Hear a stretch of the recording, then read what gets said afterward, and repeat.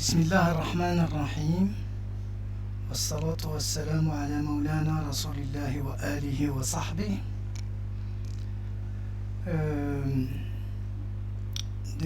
Dans cette vidéo 6, nous allons exposer certains exercices d'application de tout ce que nous avons vu dans le chapitre 1. Il s'agit donc d'un ensemble d'exercices simples,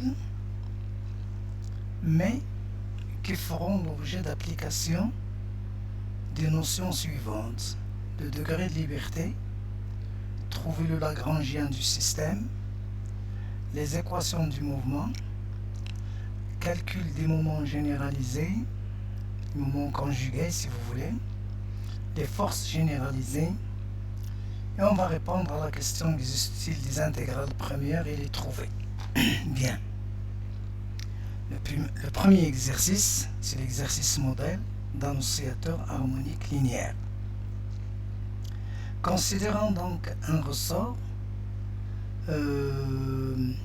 allongé sur l'axe horizontal OX. Alors, le degré de liberté de ce ressort-là est égal à 1. La position de toute masse accrochée au ressort est déterminée par la donnée de sa position X, le long de l'axe OX. Son énergie cinétique, très simplement, c'était égal à 1 demi de mx point au carré. Son énergie potentielle, il s'agit d'un ressort de longueur L0, donc c'est V égale 1 demi de kx moins L0 au carré. Son Lagrangien est égal donc à l'énergie cinétique moins l'énergie potentielle. Alors, les équations du mouvement en mécanique lagrangienne sont données par la forme suivante, c'est-à-dire qu'on dérive L par rapport à la variable moins la dérivée totale par rapport au temps de la dérivée du Lagrangien par rapport de la dérivée du Lagrangien partiel, de la dérivée partielle du Lagrangien par rapport à la vitesse généralisée de la coordonnée choisie est égale donc à 0. Dans notre cas, la coordonnée généralisée Q ici x, tout simplement. Donc quand je dérive le Lagrangien par rapport à x, je vais trouver bien sûr ici ce sera k facteur de x moins L0, et quand je dérive le Lagrangien par rapport à x point, j'obtiendrai mx point, que je dérive par rapport au temps, j'obtiens mx seconde, d'où l'équation suivante. Cette équation donc peut s'écrire d'une autre manière en posant par exemple grand X est égal à petit x moins L0, et dans ces conditions x point est égal à petit grand X point est égal à petit x point et grand X seconde est égal à petit x seconde, ce qui donnerait bien sûr m grand X point grand X 2 points plus k fois grand X. C'est cette équation-là est égale à 0. Donc c'est l'équation du mouvement d'un oscillateur de pulsation oméga égale oméga au carré est égal à k sur m. Le moment généralisé, il n'y a qu'un seul moment, mais de toute manière, le moment généralisé, on l'obtient donc par PI égale D de T sur D de Q point I, parce que le système est conservatif.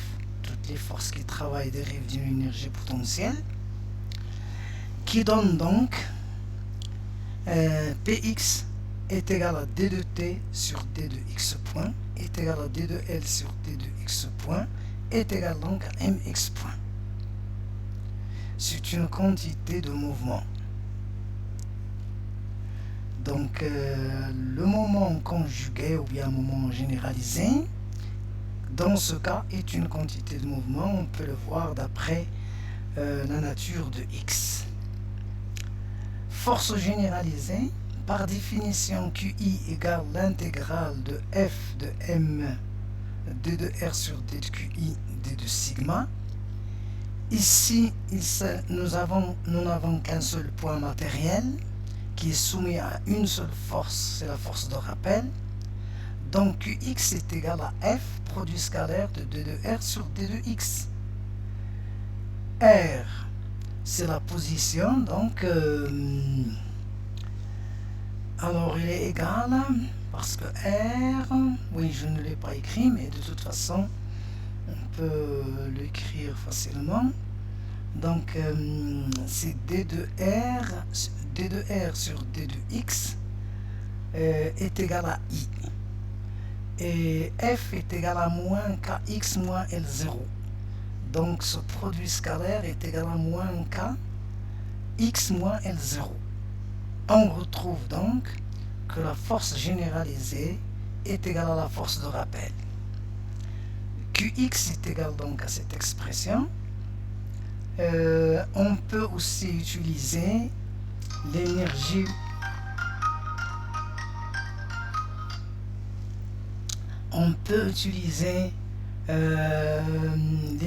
potentielle pour calculer cette force généralisée. À l'aide, je dérive donc l'énergie potentielle par rapport à la variable avec un signe moins. Et l'énergie potentielle, on l'a vu donc, c'est cette expression-là.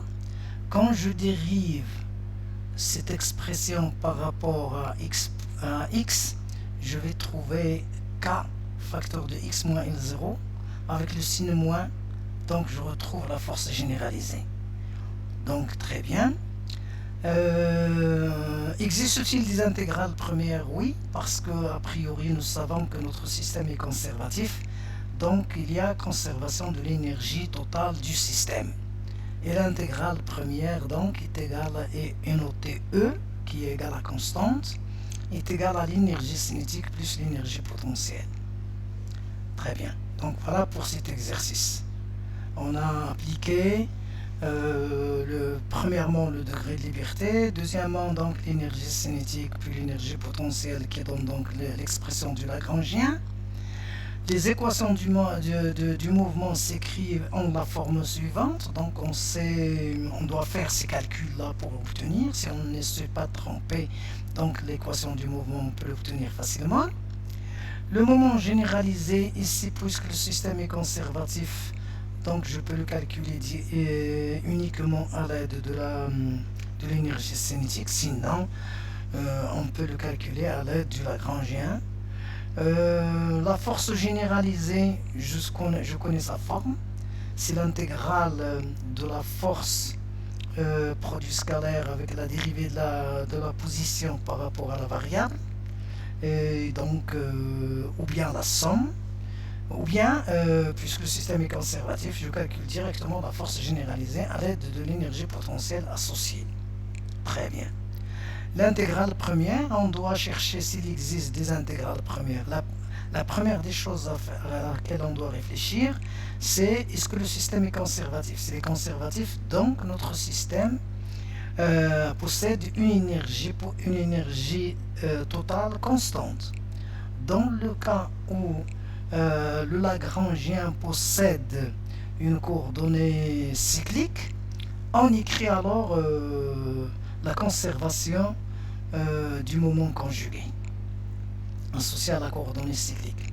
Bien, le deuxième exercice, donc on ajoute une coordonnée en plus, donc on va travailler avec un degré de liberté égal à 2, soit un point matériel de masse petit m se déplaçant dans l'espace sur la surface d'une sphère de centre O et de rayon L.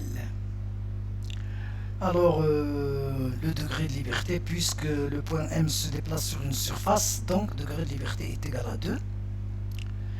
On peut le démontrer si vous voulez, mais de toute manière, je sais qu'il y a 4 liaisons, donc il reste 2. Alors, on prend donc les angles. On va prendre les angles de l'air. Donc θ et phi. θ, c'est l'angle que fait le point M avec l'axe OZ, Et phi, c'est ce que fait la projection du point M sur le plan x, y avec l'axe OX. Alors, ces coordonnées-là seront les coordonnées choisies, les coordonnées généralisées choisies. Dans ces conditions, donc la vitesse, on sait écrire donc le vecteur OM.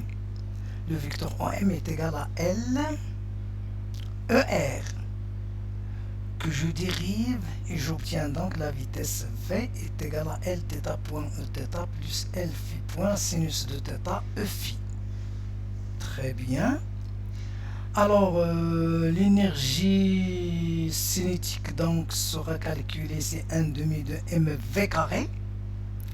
Et l'énergie potentielle, je sais qu'elle est égale à mgz parce que j'ai choisi l'axe z orienté vers le haut, plus une constante que nous pouvons enlever tout de suite. Et je sais que z est égal donc à L cosinus de θ. On obtient alors V est égal à mgl cosinus de θ. D'où on écrit alors le Lagrangien est égal à l'énergie cinétique plus moins l'énergie potentielle. Voilà donc pour le Lagrangien. Remarque, il est clair donc que le Lagrangien dépend de θ et de phi, et que phi, normalement je vois que phi ne figure pas dans l'expression du Lagrangien, donc phi est une coordonnée cyclique. Donc son moment conjugué va être constante, est une constante du mouvement. De plus, puisque le système est conservatif, il n'y a que le poids qui est une force qui travaille, donc on va avoir automatiquement l'énergie mécanique totale est une constante. Bien. Alors, tout d'abord, trouvons les équations du mouvement. Deux coordonnées généralisées impliquent deux équations du mouvement, Lθ et Lφ. Ces équations ont cette forme. Donc, je dérive L par rapport à θ, par exemple, et je dérive L par rapport à θ point, et le résultat, je le dérive par rapport au temps. Je fais la soustraction et j'obtiens donc Lθ, qui va me donner donc cette équation-là, si les calculs sont bons, mais je l'espère. Alors, pour l'équation du mouvement en phi, je dérive L par rapport à phi, je sais qu'elle est égale à 0, parce qu'elle est indépendante de phi. Il reste alors à dériver L par rapport à phi point, prendre le résultat et le dériver par rapport au temps, on va obtenir cette équation-là, qui devient celle-ci si je fais des simplifications. On a alors deux équations du mouvement. Alors, pour le moment conjugué ou bien le moment généralisé si vous voulez, par définition, le moment conjugué peut se calculer uniquement à l'aide de l'énergie cinétique à cause de la conservation le système est un système conservatif. On obtient alors, j'écris directement le résultat, donc Pθ est égal à ml carré θ point. Il est clair que ce moment conjugué est un moment à la nature d'un moment cinétique. Alors que la même chose aussi pour Pφ, je calcule le moment conjugué associé à la coordonnée généralisée phi, j'obtiens ce résultat-là, et comme phi est un angle et θ est un angle, donc les deux moments conjugués sont des moments cinétiques, en des natures qui sont de moments cinétiques. Bien. Alors la force généralisée, on peut la calculer par l'une des méthodes. Il est simple que QI est égal à D de U sur D de QI, où la fonction de force U est égale à moins l'énergie potentielle. Donc U est égal à moins ce terme, je le remplace par son expression, j'obtiens donc Qθ, et pour Qφ, j'obtiens donc 0. Très bien. Donc voilà pour les forces généralisées. Les intégrales premières, on a dit qu'il y a l'intégrale première de l'énergie, c'est l'énergie cinétique plus l'énergie potentielle. Et l'autre intégrale première, c'est la conservation du moment de la projection du moment cinétique sur l'axe OZ qui s'exprime par la conservation du moment conjugué associé à θ associé à phi parce que phi est une coordonnée cyclique. On obtient donc ce résultat et je sais que ce résultat est égal à la projection du moment cinétique sur l'axe OZ. Bien. Troisième exercice. Le troisième exercice, on va prendre deux barres, bien deux tiges si vous voulez. La tige B1 de masse M de longueur L que je considère sans rayon, c'est-à-dire que la masse est répartie linéairement le long de la tige. La même chose donc pour B2, elle a la même masse et la même longueur. Donc les deux tiges sont identiques. Mais la tige 1, elle est allongée sur l'axe OX horizontal. Son front A, à son front A, on suspend la tige B2 qui est suspendu donc au point A avec un mouvement sans frottement et que donc la tige B2 peut osciller dans le plan X0, Z0. Bien. L'angle d'oscillation c'est θ égale B2 au Z. Très bien. Bien. Alors, degré de liberté du système, il est clair, donc le système glisse le long de OX et possède une rotation. Donc, regardez bien, pour la tige B1, je connais sa position à l'aide de la coordonnée X du point A. Donc, le point A, la connaissance de la coordonnée du point A détermine la position de B1. Mais pour la tige B2, la connaissance de l'angle θ détermine la position de B2 parce que je connais la position de son point de suspension A à partir de la position de B1. Très bien. Donc le degré de liberté, il est clair qu'elle est égale à 2. La coordonnée X et la coordonnée θ seront les coordonnées généralisées choisies. L'énergie cinétique, c'est la somme des énergies cinétiques de chacune des tiges. Donc T est égal à T1 plus T2. Avec T1 est égal à 1 demi de mx point au carré. Et T2 égale 1 demi de m v carré de G2, c'est-à-dire le centre de masse de la tige de B2, plus 1 demi de oméga, moment d'inertie de la tige T2 en G. Ici donc on a considéré le moment d'inertie en G, oméga. Si j'applique cette expression là, donc c'est le deuxième théorème de Koenig.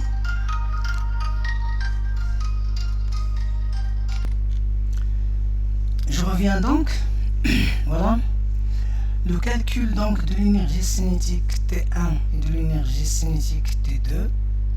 Pour T2 on obtient ce résultat. Donc oméga c'est θ point moins θ point selon J. Et qu'est-ce qu'il reste? La matrice d'inertie de la tige, vous prenez la matrice d'inertie en G. Moi je ne me rappelle pas de son expression, mais de toute manière ça doit être selon l'axe qui est perpendiculaire à la tige qui sera utilisé, et on obtient donc ce résultat. Très bien. Alors pour l'énergie potentielle, il est égal à l'énergie potentielle de la tige P2 tout simplement, c'est-à-dire mgl sur 2 cosinus de θ, avec un signe moins parce que l'axe Z est orienté vers le haut. Le Lagrangien donc est égal à l'énergie cinétique moins l'énergie potentielle. On obtient donc cette expression-là, très simplement. Remarquons donc, comme ce qu'on avait dit pour l'exercice d'avant, que la coordonnée x est cyclique, θ elle est non cyclique, donc on va avoir automatiquement deux intégrales premières. La première, c'est l'intégrale première de l'énergie, et la seconde, c'est la conservation de la quantité de mouvement du système. Alors, les équations du mouvement, la forme des équations, elle est toujours comme ça ou inversement ou moins ce terme.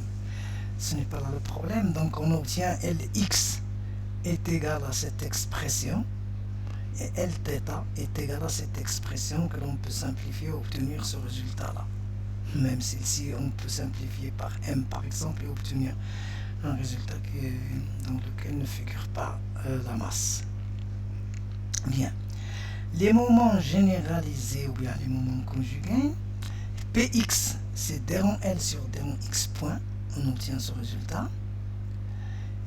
Il s'agit d'une quantité de mouvement qui va être constante, bien sûr. Alors, le Pθ est égal à d de L sur θ point. On obtient ce résultat, je l'espère, sans faute. C'est un moment cinétique. Donc, il y a conservation de la quantité de mouvement, c'est-à-dire conservation de cette quantité-là, parce que ceci est égal à 0 de toute façon. L'intégrale première du mouvement, c'est l'intégrale première de l'énergie et la conservation du moment cinétique du système. Très bien. Donc voilà, je vous remercie. Wassalamu alaikum.